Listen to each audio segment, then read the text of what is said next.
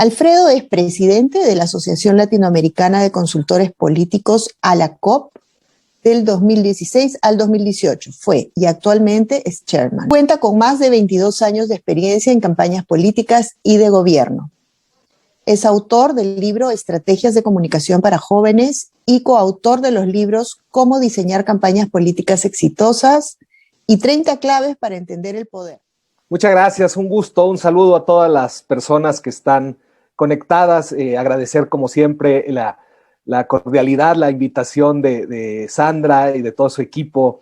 Para mí es un placer poder compartir con ustedes esta mañana y a través de Sandra les haré llegar muchos de estos manuales, sobre todo que acabamos de sacar algunos con el PRI hace poco tiempo. Les haremos llegar 10 manuales que sacamos, 2 míos y otros 8 de otros grandes colegas que habrán estado con ustedes en este congreso.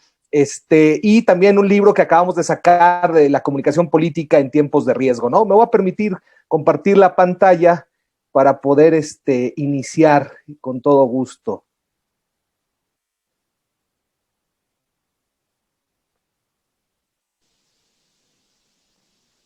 Ya se está viendo. Ahí estamos, ¿no? Perfecto. Así es. Bueno, como les habían contado, la charla la he titulado Cómo joder la campaña 3.0.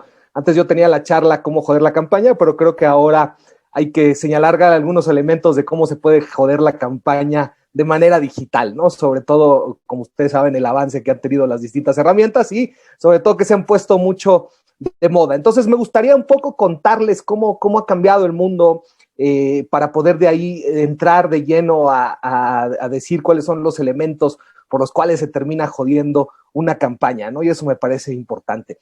En primer lugar, comentarles que tenemos hoy ciudadanos y votantes más complejos, ¿no? El político antes podía ser de las suyas, pero hoy lamentablemente para ellos, pero ventajosamente para nosotros los ciudadanos, hay estas poderosas herramientas, ¿no? Que los están vigilando de manera permanente. Si se fijan, la gran mayoría de los procesos que se están dando a nivel América Latina y sobre todo también Estados Unidos, Europa, se está votando más allá de a favor de los candidatos, se está votando contra de ellos, ¿no? O contra su propuesta, o contra aquellos accionares que han de repente hecho algo de las suyas con algunos gobiernos. Recordemos que, por ejemplo, en temas de pandemia, los políticos en su gran mayoría cometieron actos de corrupción, se burlaron de la gente y le terminaron dando la espalda. Y muchas veces dejaron de informar cuando la ciudadanía lo que buscaba hoy era certezas, ¿no? Y eso me parece que es clave. Entonces, efectivamente, hoy vemos una ciudadanía activa, movilizada, que además se moviliza de manera creativa. No sé si ustedes se han dado cuenta, yo hace algún rato tuve una charla para el consorcio de gobiernos provinciales del Ecuador, para todos los prefectos, y yo les decía eso, ¿no? Que efectivamente están siendo mucho más creativas las movilizaciones y se está tomando el territorio de manera más creativa e innovadora de parte de la ciudadanía que desde la propia política, ¿no? Me parece que desde la política no estamos entendiendo este tema de la comunicación a través del arte, a través de la cultura, ¿no? Y me parece que eso es clave. En cambio, si ustedes se fijan, y además muchas de estas movilizaciones, lo que algunos colegas míos le llaman la primavera latinoamericana, por ejemplo, el caso de Colombia, Perú también vivió algún rato movilización recientemente, vemos que hay una gran cantidad de jóvenes que se están movilizando y se están movilizando por tema de causas, ¿no? Y eso me parece importante, ¿no? Entonces hoy tenemos ciudadanos mucho más complejos que están asqueados, cansados de la política tradicional, cansados de los políticos de siempre, y eso es un elemento importante para tener. Otro elemento que me parece clave es entender que una sola herramienta de investigación no sirve para entender a la gente, ¿no? Me parece que hoy y no solo nos podemos quedar con las encuestas, no solo nos podemos quedar con el tema de la investigación cualitativa, ya sean grupos focales, entrevistas a profundidad, el tema de mapas mentales, el tema de radiografía de los candidatos, que ya más adelante les mostraré y les contaré qué es lo que estamos haciendo nosotros ahora. Y sobre todo hoy con el tema de la escucha digital, ¿no? Lamentablemente, ¿por qué terminan jodiendo su campaña muchos políticos? Porque ustedes saben, siguen sin creer en la investigación. O sea, te dicen, ya, ¿para qué hago encuestas? Las encuestas ya no sirven para nada, están ya desprestigiadas, siempre dicen lo mismo. y no han entendido que la encuesta es una herramienta para tomar decisiones. ¿Cómo terminan jodiéndola cuando el candidato cree que la encuesta sirve para publicarse, ¿no? Y ustedes saben, ese no es el objetivo de la encuesta. Son herramientas fundamentales para la toma de decisiones, ¿no? Entonces, efectivamente, cuando no hay este proceso de investigación y cuando todo se basa en el sentido común o en las ocurrencias, ahí es donde se jode la campaña, ¿no? Y eso es algo clave que tenemos que luchar e insistir, ¿no? Que este es un proceso muy simple. Hay que volver a lo básico. Efectivamente, hoy tenemos temas como el Big Data, de algunas herramientas tecnológicas, algunos avances que hemos incorporado en las campañas en estas épocas de pandemia, pero lo básico sigue siendo estos tres pilares, ¿no? Que yo siempre digo, estos tres pilares metodológicos que nuestro querido amigo y profesor Ralph Murphy siempre lo señalaba, este triángulo virtuoso llamado investigación, estrategia y comunicación. O sea, hay que volver a lo básico, no hay que inventarse el agua tibia, ¿no? Lógicamente hoy en el tema de la comunicación, las herramientas, los vehículos, ¿no? Las tácticas han cambiado, ¿no? Pero al final es lo mismo, ¿no? Investigación, estrategia y comunicación. Yo les decía hace rato, hoy los ciudadanos cuentan con poderosas herramientas de comunicación. O sea, hoy el ciudadano a través de estas herramientas se convierte en creativo, se convierte en productor de videos, se convierte en una especie de periodista ciudadano, termina narrando los hechos desde el lugar. Muchas veces, y yo recuerdo las protestas de Ecuador en el año 2019, los medios de comunicación pasaban La Rosa de Guadalupe y era como que no pasaba nada en el Ecuador, y resulta que las marchas, imagino que si hay ustedes también en el tema de Colombia, y en las marchas había muertes, había gases lacrimógenos aventándolos en los refugios que eran las universidades, y la ciudadanía a través de estas herramientas lo daba a conocer, o a través de estos medios alternativos digitales, que si no era por ellos, solo conocíamos la versión de los medios tradicionales o las versiones oficiales de parte del gobierno. Entonces hoy el ciudadano también se convierte en un productor de contenidos, y de hecho, si se fijan, es algo que también no hemos entendido, ¿no? Los políticos siguen jodiendo su campaña porque siguen desde esa lógica, desde la visión política, ¿no? No se toman las campañas y no se entienden que deben de ser desde la visión ciudadana, desde la perspectiva del otro, ¿no? O sea, cuando el político hace la campaña contra sus adversarios o desde la perspectiva de lo que él cree que debería ser lo más importante, es cuando se termina jodiendo la campaña. La verdad está en la mente de la gente, ¿no? Esto me parece que es importantísimo. Nosotros creemos mucho en el ciudadano como el protagonista fundamental. He trabajado con Tony Puig, ustedes le conocen muchos años en temas de marca ciudad, marca provincia, aquí en Ecuador y en otros países. Y hace poco, bueno, no hace poco, ya hace 2 años, la provincia de Imbabura en Ecuador fue declarada Geoparque Mundial por la UNESCO, ¿no? Y una de las cosas que hacemos, y ustedes ya lo verán en este video que les voy a poner, nosotros creemos mucho que si efectivamente a través de la investigación generamos un concepto, pero a través de ese concepto y de ese plan estratégico, cuando vamos al tema de la comunicación, preferimos que el ciudadano sea quien nos cuente la historia, quien nos cuente lo que representa en este caso una provincia, y lo que representa en este caso convertirse en un geoparque mundial, y sobre todo, ¿no?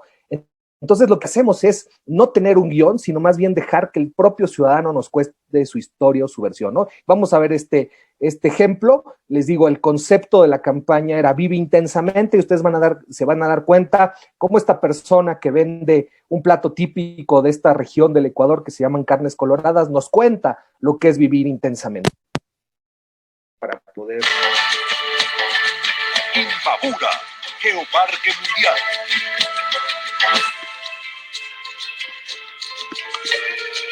Nosotros seguimos con esta tradición que es el plato de la carne colorada. Es un plato típico, muy tradicional, que salió a la luz en 1930. Primero hay que ponerle amor, cariño. Si no hay esas dos cosas, esos dos ingredientes, uno no se puede avanzar. Imbabura es lo más hermoso de todo nuestro país. Imbabura se merece todo. Tenemos las lagunas, tenemos los parques, tenemos las áreas verdes, tenemos todo verde que nos rodea por los alrededores.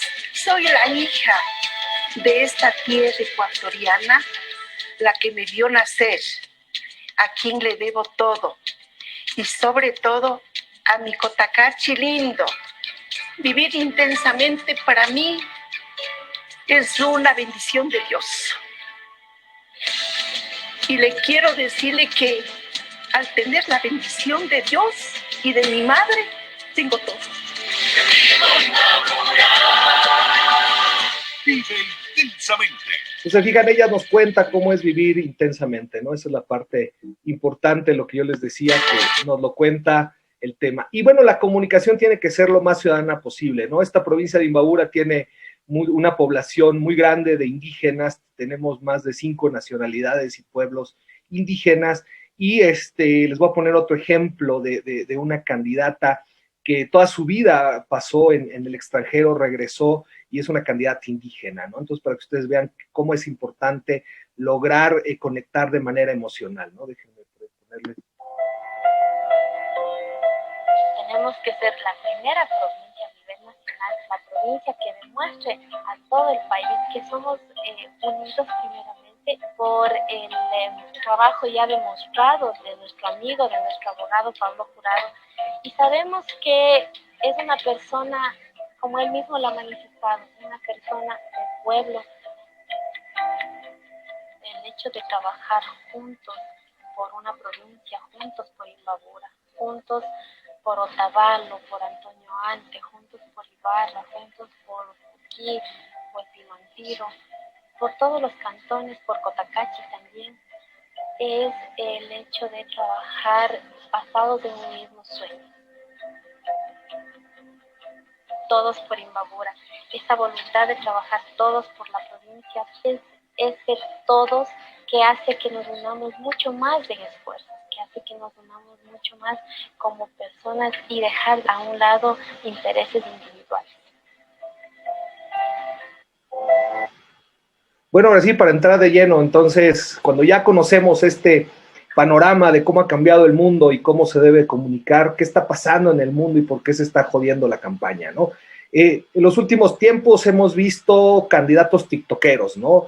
Si bien es cierto, el Ecuador tuvo una gran incidencia de candidatos en TikTok, pero bueno, tenemos que entender que es una herramienta más, ¿no? Y por ejemplo, el gobierno del presidente Lasso está basando muchas de sus acciones y políticas de comunicación solo en TikTok, ¿no? Y aquí les traigo una parodia, ¿no? De mi tierra, de México, para que ustedes vean cómo a veces se abusa del tema del TikTok, ¿no? Esto, claro, es una broma, pero no es muy desapegado del tema de la realidad, ¿no? Veamos Hola, yo soy Blanca Vergel. Mi equipo y yo hemos estado trabajando arduamente para ganarnos tu voto. Acompáñame a ver esta aventura.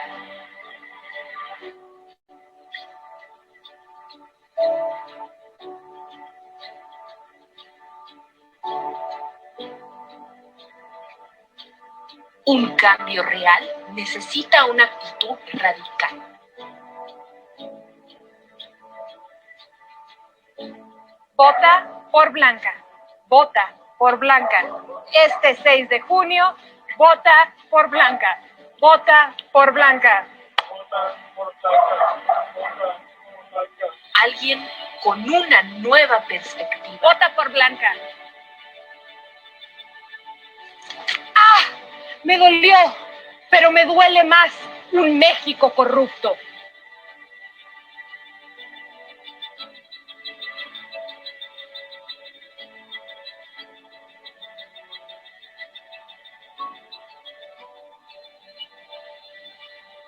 Porque no soy cualquier perra, soy la más perra. Te voy a ir pidiendo un guacamolito para el centro, 3 caldos de pollo y guarderías gratuitas para todas las mascotas mexicanas. Porque Blanca sabe lo que el pueblo necesita, con promesas y compromiso.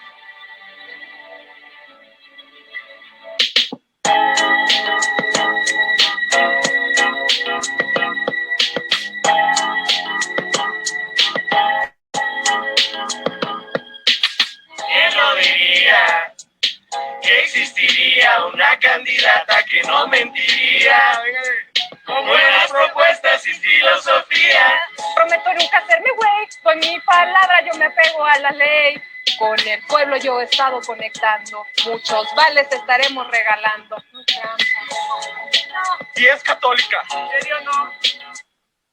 Bueno, parece broma, pero en verdad ustedes pueden encontrar en las redes estas perlas, ¿no? Esto sí es una sátira, pero en verdad ustedes pueden encontrar una cantidad de cosas. Como dijo, ¿no? Esto también es importante. A veces los candidatos no entienden, ¿no? Que el Internet, y más adelante también lo hablaremos, no perdona. Y a veces los candidatos se terminan equivocando, los políticos, que no se preparan, que no entienden que esto requiere un equipo profesional atrás, tener datos reales, fuentes, y van a ver lo que pasó con una política mexicana, ¿no? Aquí Reforma quiere destacar que la Comisión Federal de Electricidad subió las tarifas de alto consumo 20% y pretende hacer un escándalo con ese dato que no es falso, pero se exagera. O sea, el dato no es falso, entonces es cierto que subieron las tarifas. Entonces, hoy ustedes saben eso en cuestión de segundos, está totalmente viralizado, hecho meme y termina siendo algo claro, ¿no? El equipo de campaña, ¿no?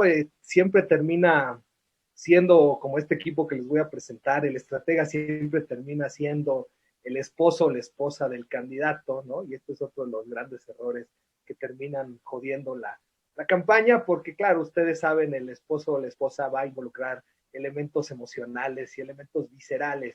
El director de campaña siempre termina siendo, y por eso también se joden las campañas, porque termina siendo el gerente o el amigo, el compadre, ¿no? Y este compadre que cuando jugaban fútbol se terminaba y no había la plata, pero era capaz de conseguir toda esa plata para conseguir las chelas, ¿no? Entonces, ese es otro de los grandes errores, ¿no? De poner a gente sin experiencia, sin liderazgo. Insisto, parece broma, pero yo lo he vivido en estos 26 años de consultoría política.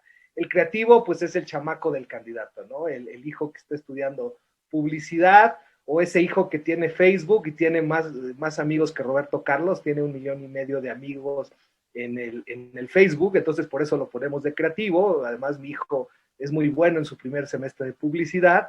Después el relacionista público, si es candidata, pues ponen al Capitán América. Si fuera hombre, pues pondrían a lo mejor a Kim Kardashian o alguien así, ¿no? En el tema de movilización, pues ponemos a Jaimito del Cartero. En el contacto directo a don Ramón, ¿no? El galanazo, que solo sirve para las fotos. O sea, esto yo creo que a lo mejor se les viene a la mente un chorro de campañas, que solo está ahí para el tema de las fotos. Y lo que decía una gran colega y amiga mexicana, el tema de los sobrinities manager, ¿no? Esto también es interesante, el sobrino manejando el tema de las redes, ¿no? Esto es importante, hay que alejarse de los alejos. ¿Quiénes son los alejos? Yo en el año 2011 lancé este personaje en la cumbre mundial de comunicación política que se dio en Quito, en la primera cumbre mundial, donde yo decía que estos personajes son los que terminan rodeando a los políticos. ¿Y por qué los alejos? Porque entre más consejos vuelven a los políticos bien pendejos, ¿no? Estos personajes siempre andan al lado de los políticos, terminan poniéndoles una venda, y además no sé qué pasa, pero se multiplican como cuis o como conejos, ¿no? O sea, aparecen alejos por todos lados, tanto en las campañas como en los gobiernos. A veces el propio candidato es su propio alejo, o también, aunque ustedes no lo crean, tenemos consultores alejos, ¿no? Y bueno, hablando ya seriamente, el equipo de campaña tiene que ser conformado hoy por profesionales técnicos y por gente honesta, y gente que en verdad tenga la capacidad de poder encarar las distintas áreas. Y hay que tener mucho ojo con lo que se publica o lo que se dice. Yo les decía hace rato, el Internet no perdona. Les voy a poner rápidamente 2 casos.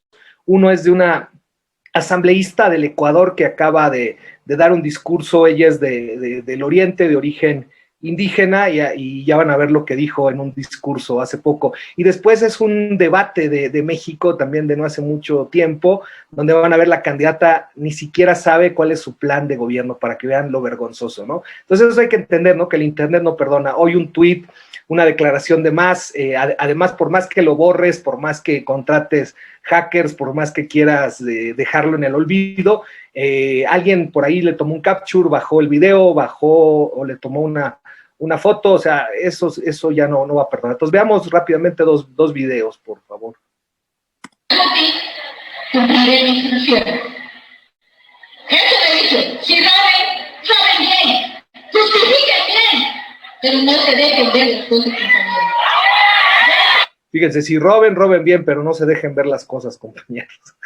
Magistral, ¿no? Hoy eso sale en internet y bueno, le dio la vuelta a todo el Ecuador, ¿no? O sea, y este también es magistral, vean, cuando no te preparas y lo que decíamos, cómo es que dijo, y que no, ni siquiera tienes la capacidad de poder explicar tu propio plan de gobierno, termina siendo en verdad pues una joya, ¿no? Para cómo joder la campaña hoy 3.0. Con el tema número 4 de la plataforma electoral o programa de trabajo de cada candidata y candidato. Cedo la palabra a la primer participante, Mireya Ornelas García, candidata del Partido de la Revolución Democrática. Disculpen, no entendí la pregunta. La pregunta, ¿me la vuelve a repetir, por favor? Es el tema número 4, relacionado sobre su plataforma electoral o programa de trabajo.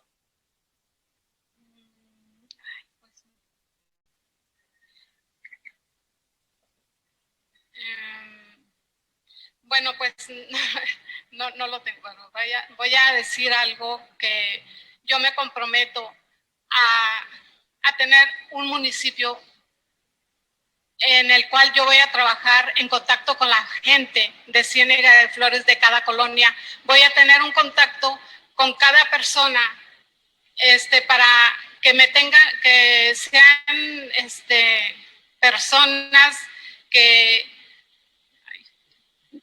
Es que no le entendí la pregunta, por eso no. Ok. Permítame.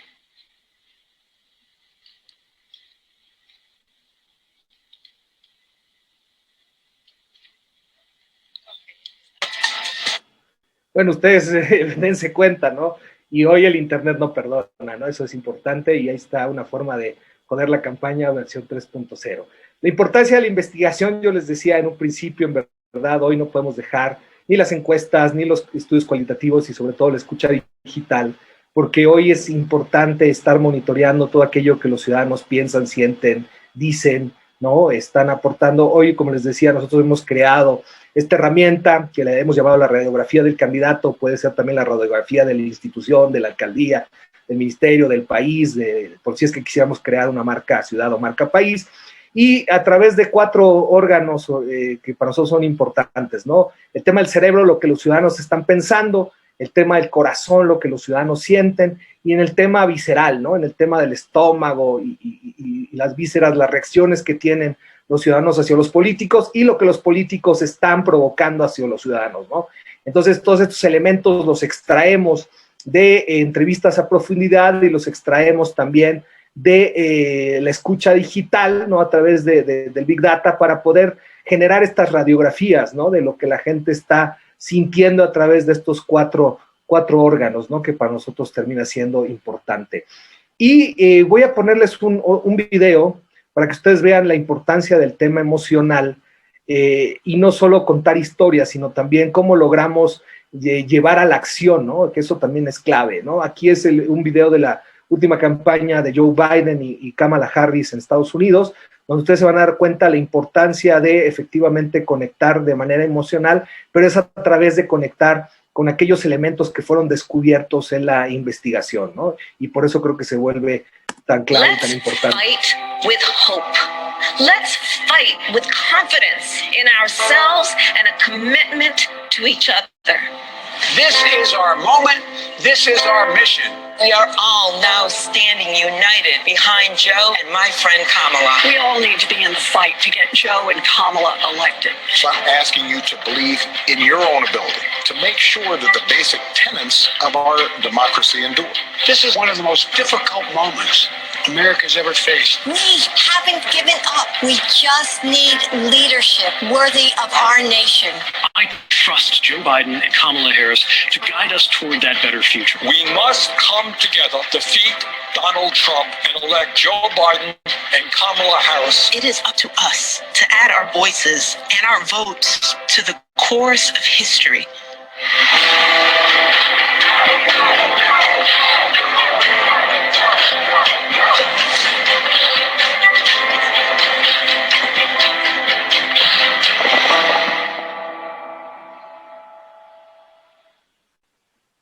Bueno, y los mejores consejos contra las fake news. Yo recuerdo que en algún rato yo invitaba a nuestro querido amigo Daniel Iboscus a dar una charla, que entiendo que también por acá estuvo o estará. Y Daniel decía que lo mejor para combatir las fake news era la credibilidad y una buena reputación, y ahí a mí se me ocurrió agregarle también el tema de la coherencia, ¿no? Que eso es algo que les falta tanto a nuestros candidatos, que un día salen defensores del medio ambiente y al día de mañana salen a favor de la minería, o en algún rato estuvieron en contra de los grupos LGTBI, y resulta que hoy son los grandes defensores, ¿no? Entonces me parece que estos tres elementos, esos dos que señala Daniel, más el que yo he agregado, el tema de la coherencia, me parece que es uno de los mejores elementos para poder combatir hoy a las fake news. Y para ir cerrando, algunas conclusiones, algunos consejos y poderles dejar algunos mensajes finales, sobre todo para no joderla, como yo les decía, entender que se requiere, como les contaba hace rato, investigación, estrategia y comunicación. Pero la estrategia, y sobre todo si a ustedes les gusta mucho el tema del fútbol, la estrategia debe de marcar el terreno en el cual nos conviene competir. O sea, hay que jugar en nuestra cancha, hay que jugar con nuestra agenda, hay que hacer campañas proactivas, hay que hacer campañas interactivas que permitan interactuar con cada uno de los públicos, con cada uno de los segmentos, ¿no?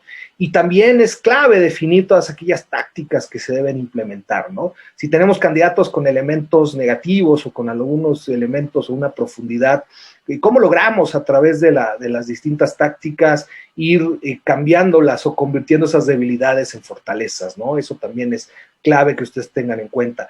Y nunca hay que olvidar que existen otros actores en la escena electoral y hay que plantear cómo manejarlos. Como ustedes vieron este último spot de Joe Biden y Kamala Harris, es clave, ¿no? Aparte de ser totalmente emocional, de hecho incluso se llama contra la campaña de terror, lo que venía montando Donald Trump contra ellos, ustedes saben, burlándose de la edad de Joe Biden, burlándose de que se le olvidaban las cosas, y por otro lado está el planteamiento, ¿no? De que existen otros actores. Ustedes saben, ahí aparece Obama, aparece Michelle, pero sobre todo aparecen los ciudadanos, que es lo que yo les decía, que al final terminan siendo los grandes protagonistas. Recuerden lo que pasó en Estados Unidos con la muerte de George Floyd, el movimiento de Black Lives Matter, y gracias a eso la campaña de Biden se pudo nutrir, ¿no? De todo ese tema contra el racismo, todo ese tema de las movilizaciones ciudadanas, todo ese tema contra los abusos de la policía, todo ese tema contra los abusos de ciertos políticos, ¿no? Sobre todo ese trato